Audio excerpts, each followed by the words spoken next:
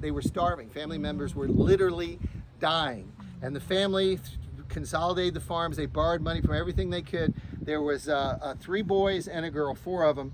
And they said, we've saved enough money to get you to America. They had relatives that worked in the brickyards in Milwaukee as laborers. So maybe you can go there if you could make enough money to bring us over there. So the Cuddies end up in Milwaukee. 2 of the brothers work in the slaughterhouses there, and they get pretty good at it. Well, the largest slaughterhouse, you took this morning's lecture, we talked about its connection with Grand Hotel, was the Union Stockyards in Chicago. Right in the center of the city, over 20,000 employees. 1890, they slaughtered 2.2 million animals in the center of the city. By 1900, 9,000 animals. And this was without refrigeration. That's one of the reasons you want to get out of the city. So these boys go in there, they buy knives, they're working the cutting thing. If you want to read something amazing, read The Jungle by Upton Sinclair. It's all about, that's how we got the FDA, is because of that book. So it was called the disassembly line. Henry Ford, I'm a car guy, dyed in the wool. Henry Ford got the idea for the assembly line from the disassembly line. That's how it started. They had the big steam things. They ran the chains throughout these giant places. The carcasses went through and they carved off parts till everything was possibly used. So, and it was horrible working conditions. I mean,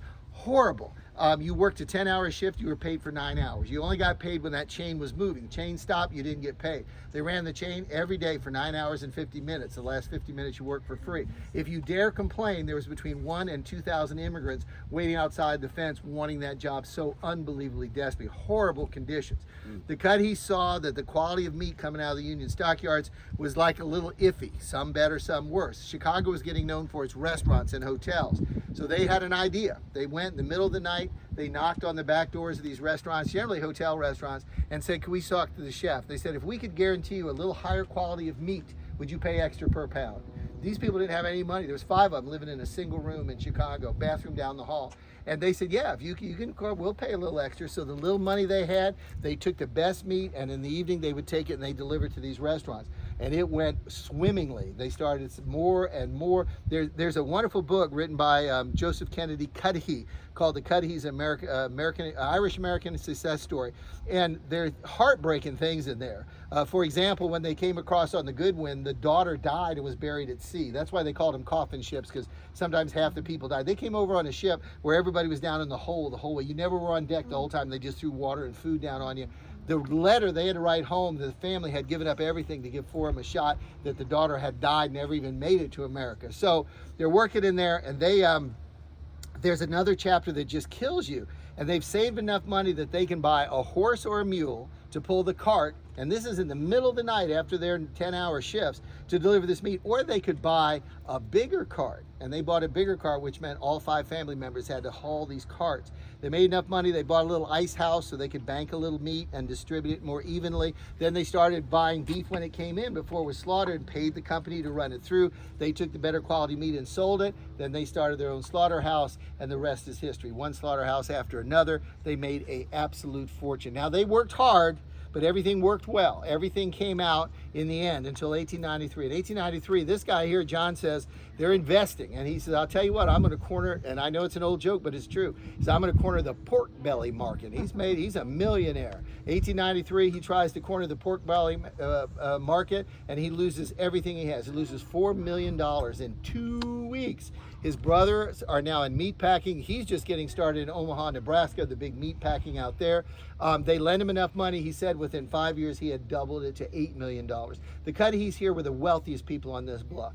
Everybody watched the Cuddies, the finest carriage, the finest servants. And in the book, there's very little on Mackinac Island except for one thing, and I'm going to share it with you, because every lecture I do, I want you to have a feel for the time. I don't care about names and dates and architectural doodads. What was it like? And in this, there's a chapter on them going to church. Of course, they're good Irish Catholics, so they went to St. Anne's Church, one of the oldest Catholic churches in Michigan.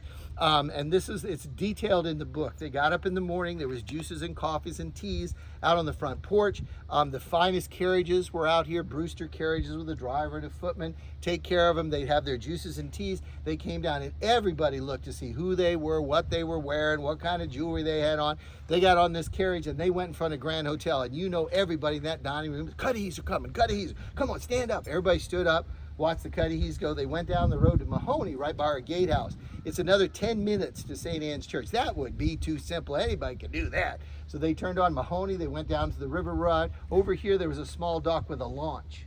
And the launch took them out to a 100-foot yacht. They took the yacht to church. Two-masted schooner. The sea captain lived back here. He fired up the boilers at 2 o'clock in the morning, and they went from here to what I call the Yoder dock, or the east dock over there. The front of the boat came in. The carriage has been waiting there almost 2 hours. They had the breakfast on the boat. Of course, everybody at Grand Hotel is watching them go by. You know, the Cuddies are going to church now.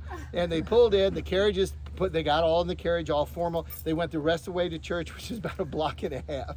They got off, went to church, and when they were done, they invited the priests and the parishioners to go perch fishing. One of my favorite, if you go to the Lachenau Historical Museum, one of my favorite pictures is Sunday afternoon. You see all these little bitty rowboats, all these locals are out there catching little perch, and you see, I think it's a 110-foot yacht, and these little ladies pulling up fish that big from the side of it. They're perch fishing.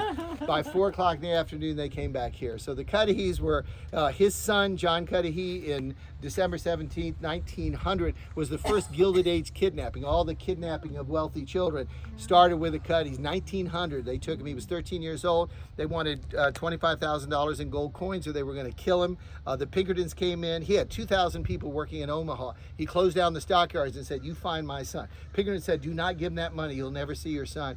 They said they'd hang a lantern in a single tree in a field. You come by yourself, deliver that money, we'll return your son. He did it. He delivered $25,000 in gold coin. Rode back. They said, "You'll never see your son." 9 o'clock next morning, kid shows up completely unharmed.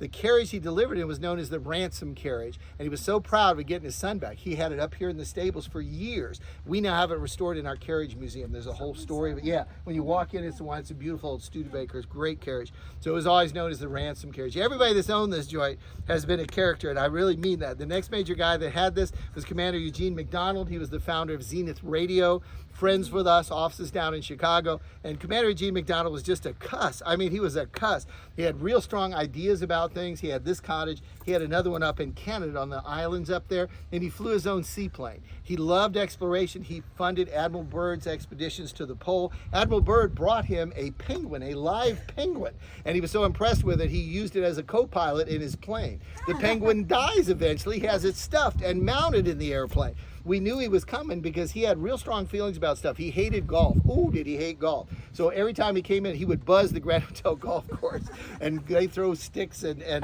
balls up at him. He and Mr. Woodfill, you take tomorrow's lecture, 10 o'clock, we talk about, we're doing 1900 up to present. Mr. Woodfill and him would go up in the afternoons, and they would take these 50-pound bags of flour in paper bags, and they bomb the golf course. So these golfers be out there, and this wave of flour goes over. He was... Let me tell you one other good story on him. He had a little boat called the Mizpah. He was an inventor too. The Mizpah was out on the old dock that the Cuddies had out here. It was about, I'd say probably a 50-foot, 45, 50-foot, a twin engine, open cockpit on the top, and he'd take people out. Well, what people didn't know is in the floor, he had 2 little spring-loaded buttons, brass buttons, like a call button under a house, you know, a fancy house in the dining room, and he could steer the ship by it. He could steer it back and forth. Nobody knew that. So he and Mr. Woodfill, that's the guy we're going to talk about in tomorrow's lecture, they would take guests out for cocktails, and they'd zoom around, and they'd have a little fake argument. Whose house was the prettiest? And he'd say, "Mine is, without question."